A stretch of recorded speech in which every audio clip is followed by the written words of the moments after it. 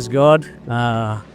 ഞങ്ങളിന്ന് നിൽക്കുന്നത് വളരെ ബിബ്ലിക്കലി വളരെ ഇമ്പോർട്ടൻ്റ് ആയിട്ടുള്ളൊരു സ്ഥലത്താണ് ഞങ്ങൾ നിൽക്കുന്നത്.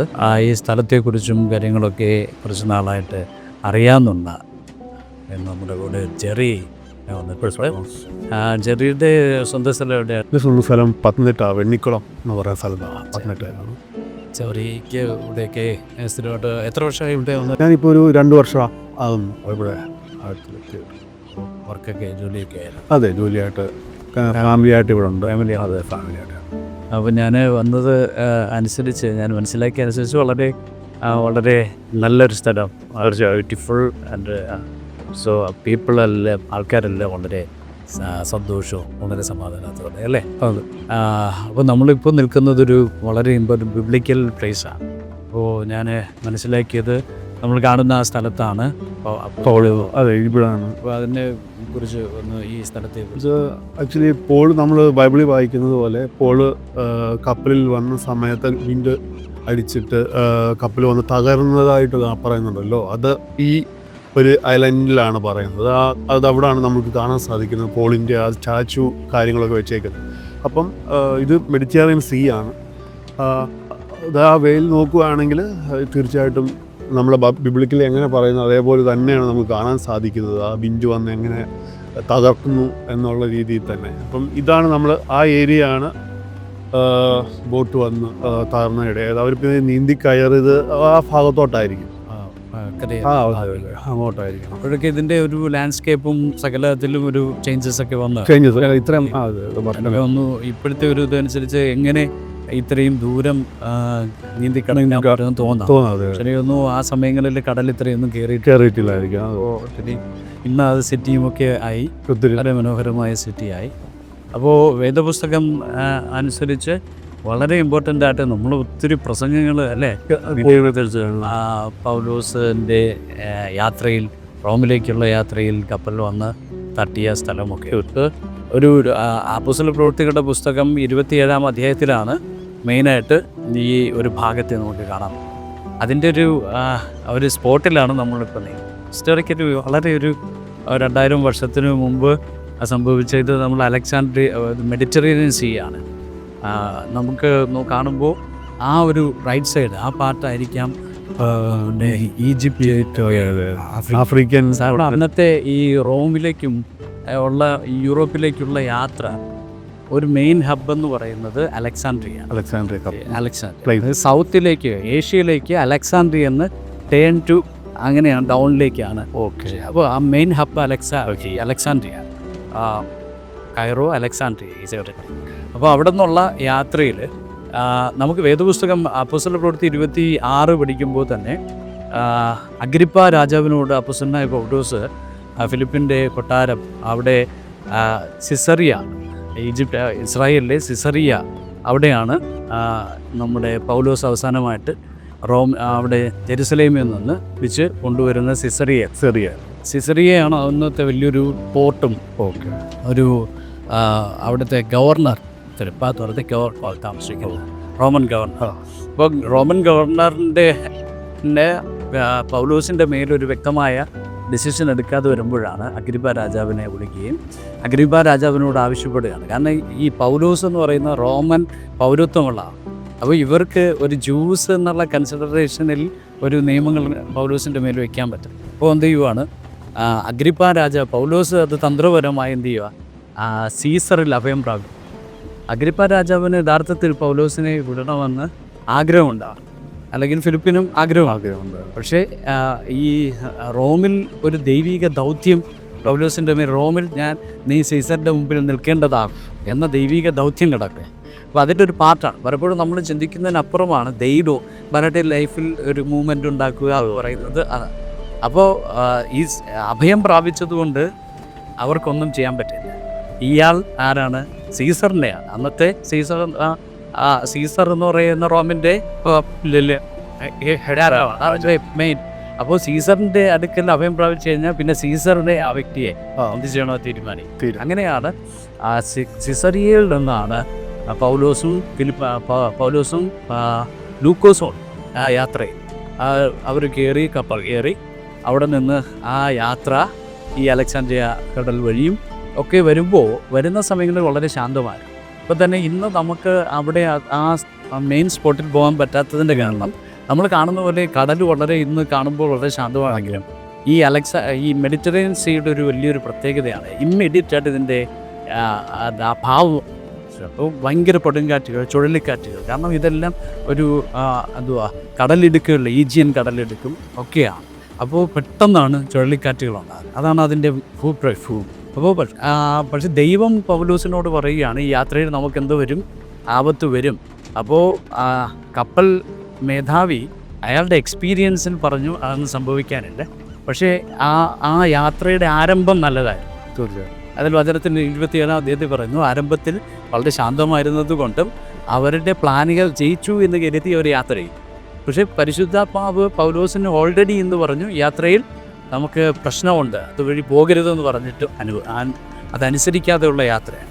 ആ യാത്രയിൽ ഈ ക്രേത്ത ഇങ്ങനെയൊക്കെ ഇതിൻ്റെ ദ്വീപ് പറ്റി ഇങ്ങനെ ഓടി വരുന്ന സമയത്താണ് വേദപുസ്തകത്തിൽ കാണുന്നത് പോലെ ഏകദേശം 40 നാളോളം അവർക്ക് രാത്രി പകരം തിരിച്ചറിയിക്ക് ഈ ജേർണിയുടെ ഇടയ്ക്ക് യാത്ര.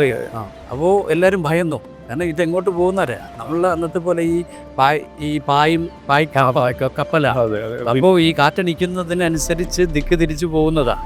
പക്ഷെ ഇവർക്ക് പകലാണോ രാത്രിയാണോ സൂര്യനെ കാണാം, അങ്ങനത്തെ ഒരു അന്തരീക്ഷത്തിലാണ് യാത്ര. അപ്പോൾ എല്ലാവരുടെ ജീവനെ ഭയപ്പെടുകയാണ്. അതുകൊണ്ടാണ് ഇവരെല്ലാം ചരക്കുകളൊക്കെ എടുത്ത് കളയാൻ ശ്രമിക്കുന്നു, കാരണം ഇതിനെ കൺട്രോൾ ചെയ്യാൻ. ചരക്ക് കപ്പലാണ്. 270 പേരിൽ ആണ് ആ യാത്രയിലുള്ളത്. മിക്കതും തടവുകാരാണ്, സെർവൻസ് ഉണ്ട്, ഇതിൻ്റെ കൺട്രോൾ ചെയ്യുന്ന ആർമീസ് പട്ടാളക്കാരുണ്ട്. 276 ആണ്. അത്രയും പേരുമായിട്ട് ഇങ്ങനെ യാത്ര പുറപ്പെടുമ്പോൾ എല്ലാവരുടെ ജീവൻ ആപത്താണ്. പക്ഷേ പൗലോസിനോട് അവിടെ ദൂതൻ ഇറങ്ങി, പൗലോസ് ഇതിൻ്റെ അടിത്തട്ടിൽ ചെന്ന് പ്രാർത്ഥിക്കുക. അത് കഴിയുമ്പോൾ ദൂതൻ ഇറങ്ങി പൗലോസിനോട് പറയുകയാണ്, ഇതിലുള്ള ഒരു വ്യക്തിയുടെയും ജീവൻ ആപത്ത് വരികയില്ല. നിങ്ങൾ എന്ത് ചെയ്യുക, നിങ്ങൾ ജീവനോടിരിക്കും, കപ്പലിനും മറ്റു ക്ഷതം വരുന്നത്. അത് ദൈവം കൊടുക്കുന്ന വെളിപ്പാടാണ്. അതിൻ്റെ മറ്റൊരു സൈഡ് നമ്മൾ ചിന്തിച്ചാൽ പൗലോസിനോടുള്ള വെളിപ്പാടാണ്, നീ എന്ത് ചെയ്യുക, സീസറിൻ്റെ മുമ്പിൽ നിൽക്കേണ്ടതാണ്. അപ്പം ഞാൻ മനസ്സിലാക്കുന്നത് പൗലോസ് എന്ന ഒറ്റ വ്യക്തിയുടെ ദൈവം കൊടുത്തിരിക്കുന്ന ഒരു ആലോചനയാണ്, നീ റോമൻ സീസറിൻ്റെ മുമ്പിൽ നിൽക്കും.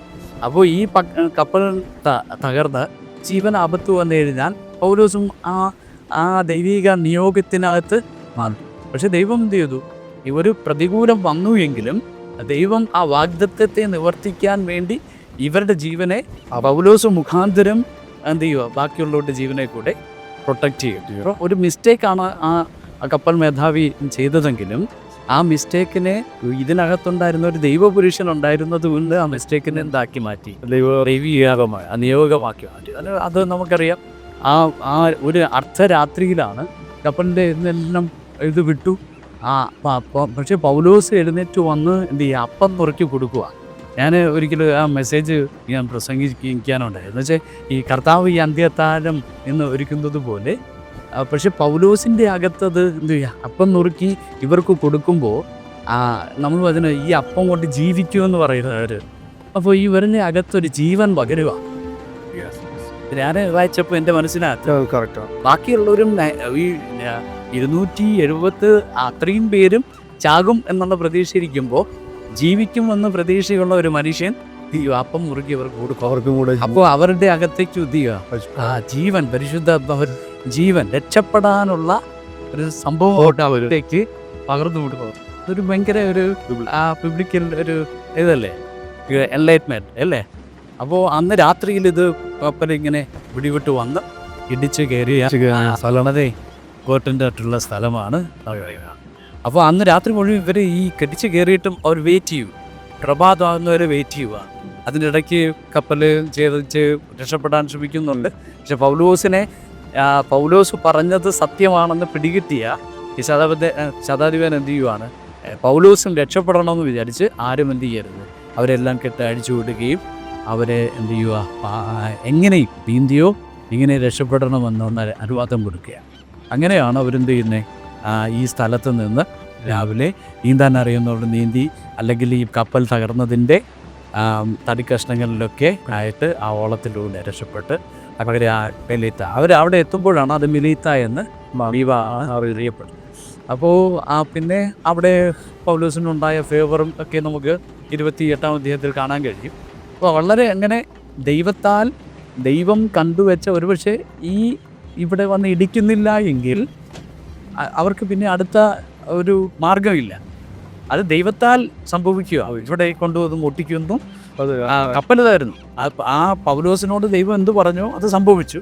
പക്ഷെ ഒരു മനുഷ്യൻ പോലും മരിച്ചു പോകാതെ എന്ത് ചെയ്യും? ദൈവം അത് രക്ഷിക്കുക. പിന്നെ അങ്ങോട്ടുള്ള യാത്രയിൽ ദൈവത്തിൻ്റെ ഫേവർ കൊടുപ്പെടുകയും കരുതുകയും അടുത്ത ഷിപ്പ് ഒരുക്കുകയൊക്കെ ചെയ്യും. വളരെ നമ്മൾ അതിനറിയാം, ഈശാനമൂലുന്ന കൊടുങ്കാറ്റടിച്ചു. നമുക്കിവിടെ ഇപ്പോൾ തന്നെ നമുക്ക് നല്ലൊരു കാറ്റാണ്. ചില സീസണിൽ ഇവിടെ താമസിക്കുന്ന നിങ്ങൾക്കറിയാം നല്ല ഭയങ്കരമായിട്ട് ഈ കടല്.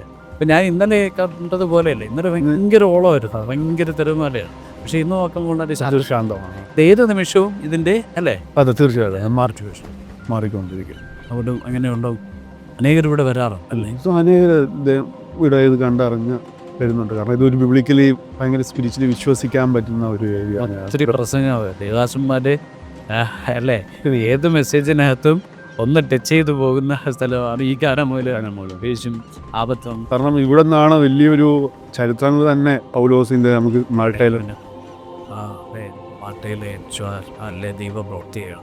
അപ്പോൾ ഇന്നലെ ഞങ്ങൾ ആ മാൾട്ടയുടെ ആ പൗലോസ് താമസിച്ച ആ സ്ഥലം പോയി കാണാൻ പറ്റിയാതെ ചർച്ചൊരു വലിയൊരു ബ്ലെസ്സിങ്ങാണ്. ഇവിടെ ഞാൻ അറിഞ്ഞിടത്തോളം 80-90% ക്രിസ്ത്യൻസ് ആണ്. അത് ഒത്തിരി ചർച്ചുണ്ട്. ഏതാണ്ട് 265 അബോവ് ചർച്ചസ് തന്നെ, ചെറുതും വലുതുമായിട്ടുള്ള ചർച്ചുകൾ തന്നെ ഇവിടെ ഉണ്ട്. ഒത്തിരി ചർച്ച് കാത്തലിക്സ് ആണ് അവർ കൂടുതൽ. അപ്പോൾ തീർച്ചയായിട്ടും സ്വർഗത്തിലെ ദൈവം വലിയൊരു ഭാഗ്യം ഞങ്ങൾക്ക് നൽകി ഈ മാൾട്ടയിൽ എത്തുവാനും, അതുപോലെ തന്നെ നമുക്ക് വളരെ പ്രധാനമായ ഈ കപ്പൽ വന്ന് ഇടിച്ചു കയറിയ അതിൻ്റെ തൊട്ടടുത്ത് നമുക്ക് ജസ്റ്റ് ഒരു കടലെടുക്കി കഴിഞ്ഞാൽ ആ സ്ഥലമാണ്. നമുക്ക് വളരെ ക്ലിയറായിട്ട് കാണാൻ പറ്റുന്ന ഒരു വ്യൂ ആണ്. അവിടെ ഒരു ചെറിയൊരു സ്റ്റാച്ചുവിനെ വെച്ച് കോൺഫറൻസ് ആയിട്ട് ഒരു സ്റ്റാച്ചു വെച്ചിട്ടുണ്ട്. വളരെ പക്ഷേ ഒരു ടൂറിസം ഒരു അതിലിങ്ങനെ ഡെവലപ്പ് ചെയ്തിട്ടില്ല. അവരത് പ്രൊമോട്ട് ചെയ്യുന്ന ഞാൻ ചിന്തിക്കും. പക്ഷെ ഒരു ഭയങ്കര ടൂറിസത്തിലേക്ക് വരുമ്പോൾ ഈ നാച്ചുറൽ അന്നത്തെ ഒരു ആ സംഭവമൊക്കെ അങ്ങ് മാറും. അതെ, പക്ഷെ പിന്നെ ഭയങ്കര ഒരു മോഡേൺ. പക്ഷെ നമുക്ക് ഇന്ന് കാണുമ്പോൾ ആ സ്ഥലം അതുപോലെ 2000 വർഷത്തിന് മുമ്പ് എങ്ങനെ ഉണ്ടായിരുന്നു അതുപോലെ തന്നെ അതിന് കാണാൻ പറ്റും. അതൊക്കെ നല്ലൊരു സംഭവം. അതിലൊരു വലിയ മാറ്റങ്ങൾ വരുന്നില്ല. ആ റോക്സ് ഒക്കെ എങ്ങനെയാണ് കിടക്കുന്നത്, അന്ന് വന്നേക്കുന്ന രീതിയിലെല്ലാം ഒന്നും ചേഞ്ച് ചെയ്തിട്ടേ ഇല്ല. തീർച്ചയായിട്ടും. അപ്പോൾ ദൈവിക നിയോഗം അനുസരിച്ച് അപ്പോസ്തലനായ പൗലോസ് സീസണിനെ അഭയം പ്രാപിക്കുകയും അത് മുഖാന്തരം ഈ കപ്പൽ യാത്ര, ആ യാത്രയിൽ പൗലോസ് ഒരു പൊന്നേറ്റ പ്രാഗൽഭ്യത്തിലല്ല, അവിടുത്തെ ആ കപ്പൽ ഉടമയുടെ പ്രാഗൽഭ്യത്തേക്കാളപ്പുറമായി ദൈവത്തിൻ്റെ വാക്കിൽ വിശ്വസിച്ച അപ്പോസ്തലനായ പൗലോസ് ദൈവിക ആലോചനയെ കൂടെ ഉണ്ടായിരുന്നവരോട് പറഞ്ഞു, നമുക്ക് ഒരു മനുഷ്യൻ്റെയും ജീവൻ ആപത്ത് വരികയില്ല. ദൈവത്തിൻ്റെ വലിയ കൃപയാൽ ഒരുപക്ഷെ നമ്മുടെ പടക് തകർന്നേക്കാം, ലോകപരമായ പല നന്മകളും നഷ്ടപ്പെട്ടു പോയേക്കാം. പക്ഷേ വിളിച്ച ദൈവം വിശ്വസ്തനാണ്. അവൻ നമുക്ക് തരുന്ന ഏറ്റവും വലിയ പ്രോമിസ് എന്ന് പറയുന്നത് നമ്മുടെ ജീവന്, നമ്മുടെ പ്രാണന് നഷ്ടപ്പെടാതെ വണ്ണം അവൻ അന്ത്യത്തോളം സൂക്ഷിക്കാമെന്ന് വാഗ്ദത്തം ചെയ്തത്. ഈശാനമൂലം നമ്മുടെ ലൈഫിൽ അടിച്ചേക്കാം, നമുക്കുണ്ടായിരുന്നത് തകർന്നേക്കാം. അപ്പോസ്തലൻ പൗലോസ് പറയുന്നൊരു പടക് തകർന്നേക്കാം, അതിലുണ്ടായിരുന്ന ധാന്യങ്ങൾ നഷ്ടപ്പെട്ടേക്കാം, പക്ഷേ പ്രാണന് നഷ്ടമാണ്. ആ കർത്താവിൻ്റെ ആ അപ്പം മുറുക്കിയൊക്കെ കൊടുത്തിട്ട് പൗലോസ് ധൈര്യത്തോടെ ഇരിക്കാൻ പറയുക. കാരണം ഈ വചനത്തിനകത്ത് പറയുന്നുണ്ട്, ഈ അപ്പം തിന്നുന്നവൻ മരിച്ചാലും ജീവിക്കും, ഇത് മൂലം ജീവിക്കും. അതുപോലെ ആ ഒരു എൻലൈറ്റ്മെൻറ്റാണ് എനിക്കത് വായിക്കുമ്പോൾ. അപ്പോൾ നിശ്ചയമായിട്ടും ഇവിടെ നിന്നുകൊണ്ട് ഞാൻ നിങ്ങളെ പ്രബോധിപ്പിക്കുന്നത്, ഏത് കാറ്റടിച്ചാലും, ഏതൊക്കെ പ്രശ്നങ്ങൾ വന്നാലും, രോഗം വന്നേക്കാം, കഷ്ടതകൾ വന്നേക്കാം, പ്രതികൂലം വന്നേക്കാം, നമുക്കുണ്ടായിരുന്ന സാഹചര്യങ്ങൾ മുഴുവൻ നഷ്ടപ്പെട്ടു പോയെന്ന് വന്നേക്കാം. പക്ഷേ ദൈവം, സർവശക്തനായ കർത്താവ് നമുക്ക് നൽകുന്ന ഏറ്റവും വലിയ പ്രോമിസ് എന്ന് പറഞ്ഞ് നമ്മളെ മരിച്ചാലും നമ്മൾ ജീവിക്കും, നമുക്ക് നിത്യജീവനെ അവൻ അവകാശമായി തരും. പൗലോസിന് പറഞ്ഞു, എൻ്റെ പ്രാണൻ ഒരാപത്തും വരെ. ഞാൻ വിശ്വസിക്കുന്നു നമ്മുടെ പ്രാണനെ കാക്കുന്നൊരു ദൈവം, പ്രാണനെ നിലനിർത്തുന്നത്, അന്ത്യത്തോളം നിലനിർത്തുന്നത് ആ ദൈവം നിങ്ങളേവരെയും സമൃദ്ധിയായിട്ട് അനുഗ്രഹിക്കട്ടെ. God bless you. Thank you so much.